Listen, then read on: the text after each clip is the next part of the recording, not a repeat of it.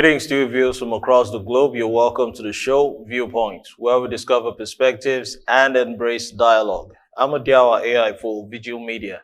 I do believe you're having a terrific Tuesday. You will do well to subscribe to our YouTube platform, Veegil Media, and follow us across various social media platforms. And don't forget to download the Veegil app on the Google Play Store and the Apple App Store. Now, moving on to the topic of discussion for today. We'll be talking about the 2024 budget.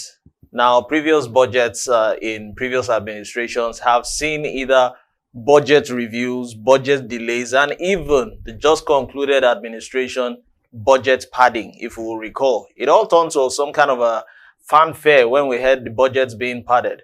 But now, this period now, this current administration's budget, the Tinubu administration, will we begin to ask ourselves a question, whether it's a whimper or a banger, whether it's pleasing or displeasing to the ears? Why? Because of the current financial situation. Now, regardless of commitments by President Bola Ahmed Tinubu to recalibrate Nigeria's fiscal planning practices, the 2024 budget proposals, which he presented to the National Assembly as at last week, contain nothing amazingly different from the uninspiring budgeting of the past 2 decades. I'm talking about 20 years running now. Now, instead of the 27.5 trillion naira plan, which offers the recognizable bouquet of envelope budgeting. Recall I just mentioned budget padding. Now this is a bouquet of envelope budgeting, which is plagued with insecure funding assumptions, high recurrent provision, low capital outlay, high deficits, more debt and servicing costs, and a tight funnel revenue pipe. Now, frankly speaking, with this budget, hoping for an economic reflating and poverty alleviating, should I say, spending plan, which will actually be pleasing and displeasing at the same time. Hence, I asked the question, my own view, it will be a whimper and not a bang. Now, given the sketchy state of the nation's current monetary states, the 2024 federal budget would unquestionably follow the deficit budgeting design, making it imperative for the federal government to embrace resourcefulness in dealing with the difficulties that will naturally present themselves in the circumstances. It is perhaps or probably may be a misinterpretation of the state of the nation's public finance, which is currently or presently dicey. Now, despite the various policy pronouncements by this administration, I mean the Bola Ahmed Tinubu administration, since it came into office as at May 29, 2023. Now, the nation as we speak is still running impractical deficit budgets, even though it's battling with the apologetic circumstance in which it's confronted by all and sundry. Now, this is particularly so given the various local and global vulnerabilities encompassing the inflow of new revenues or incomes and management of the expenditure profile. Now, these indicators suggest that the 2024 federal budget would unquestionably follow a deficit budgeting pattern or design. Truth be told, frankly speaking, the deficit for 2024 may actually even be more worse than the previous budgets. Subsequently, there are impending hitches which the government must actually overcome to ensure or guarantee efficient management of its budget this coming 2024. Because the year is already winding up. We're in the Yuletide season. Just a few more weeks and it's a happy new year, and the 2024 is staring us in the face. The fiscal deficit actually skyrocketed under the watchful eyes of the previous administration. When I mean the previous administration, I mean the just concluded Buhari administration, which was about 80 billion naira in 2015 to a whooping sum of 9.3 trillion as at 2022. Now, as a matter of fact, the previous administration took the nation to this unholy route or this unholy voyage to Golgotha, let me put it that way, and hence set the rhythm or the pace for the lingering fiscal challenge of the nation currently, which it is going through.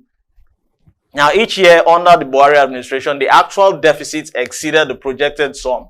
Now, in some years, well over 50%. Now, under that same administration, for the 8-year tenure, the plunging of the budget gap relied mostly or almost 100% on its borrowing spree, which is actually still going on in this current administration. Now, the current or the incorporated, rather, I beg your pardon, the incorporated continual resort to the apex bank, I mean the CBN, the Central Bank of Nigeria now, is overdraft for backing such that from May 2015, when the administration assumed leadership, the value of the CBN's overdraft increased from 790 billion to 23.3 trillion naira as at December 2022, an expansion of over 2,850%. That's 2,850%. Now, it's quite alarming to the ear, and those who are not financially sound will begin to ask questions as to finding their way, grappling as to proper explanations concerning this bourgeoisie escapade when it comes to federal budgeting. Now, actually, the rising tempo of the deficit is what has made the execution of the 2023 budget a significant challenge to the Tinubu administration. This additionally established the rhythm for the recent supplementary budget, which actually is put forward and approved under the watch of President Bola Ahmed Tinubu. Now, the unpleasant part of the entire fiscal dilemma is that both the Buhari and the Tinubu administration are products of the same political party, the APC. I'm talking about the All Progressives Congress, which has been in power as at 2015 up until now. Now, after the ouster of the Goodluck Jonathan administration of the PDP, the People's Democratic Party, this apparent absence of intra-party cohesion is telling on the fiscal fortunes of the nation at large, and the repercussions or implications may be manifest this coming year in 2024 and even probably beyond 2024. The clocks are ticking and it will dictate the time at the end of the day. The main narrative here of the Buhari administration has been that Nigeria has actually one problem, and that is a revenue generation problem, which numerous stakeholders or partners find it difficult to acknowledge or own up to. The absence of the feeling of austerity in both the Buhari and Tinubu administration has been seen by a lot of people as being the center of the fiscal challenge. Absence of focus on tending to the bourgeoisie cost of governance by both the administrations. Now, if you remember, I did a previous episode where I was talking about the culture of profligacy. Now, it's perpetuating now in this bourgeoisie lifestyle of government in both administrations, which will continue to be an albatross in the quest for solutions for the nation's fiscal difficulty or challenge. However, be that as it may, efforts, I want to believe, are being made to increase the inflow of additional revenues into the government's coffers or purses. The Tinubu administration ought to actually be cautious in overtaxing the working class. Very, very germane. And boycott as much as possible, or could reasonably be, because expected episodes of multiple taxation so as to improve buyer expendable incomes in the enhancement of aggregate demand and increase homegrown production will be very, very favorable if overtaxing of the working class is actually boycotted. Now, though the Tinubu administration recognizes the importance or significance of using taxation to stimulate growth, as exemplified by the inauguration of the Presidential Fiscal Policy and Tax Reforms Committee under the leadership of Mr. Taiwo Oyedele, it actually needs to acknowledge completely the negative implications of overtaxing the citizenry or the populace, because many citizens are, as of right now, going through some economic strains, and a further depletion of their financial fortunes is the last thing they will want to be, amendable to. Because once they begin to be broke, they say a hungry man or a hungry man, or we all recall how it's, the phrase is being said, a hungry man is an angry man. And once you take away food from someone's table or mouth, it becomes a very serious problem. Revolts begin to set in, and whatever you're saying at that point in time might not make sense.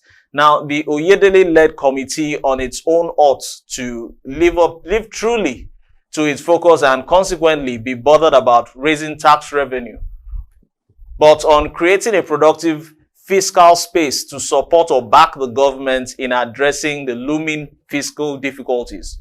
The quest by the new executive chairman of the FIRS, When I mean FIRS, I'm talking about Federal Inland Revenue Service by Mr. Zacchaeus Adedeji, to raise the tax to GDP ratio to 18% in the next few years, from the ongoing 10% to the above African average ratio of about 16%, should also be handled carefully or with caution.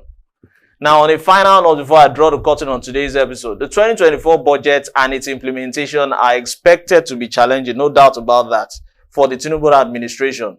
The government needs to carry its citizens along by imbibing some sense of austerity in its task, increasing revenues through taxation cautiously and carefully, as well as guaranteeing or ensuring the unbridled borrowing spree, curtailing either through the Apex Bank, most in particular the CBN, or by any other sources available. The legislature or the Congress, the National Assembly, both upper and lower chamber, the green and red chamber, they would have to work closely with the executive arm of government in surmounting this unavoidable fiscal challenge. And I want to believe on that closure, it should make sense based on my own suggestion. I'm Odiawa AI for Veegil Media, and the show has been Viewpoint, where we discover perspectives and embrace dialogue. You will do well to follow us across various social media platforms, and also subscribe to our YouTube channel, Veegil Media, and download the app on the Google Play Store and the Apple App Store. Thanks for watching.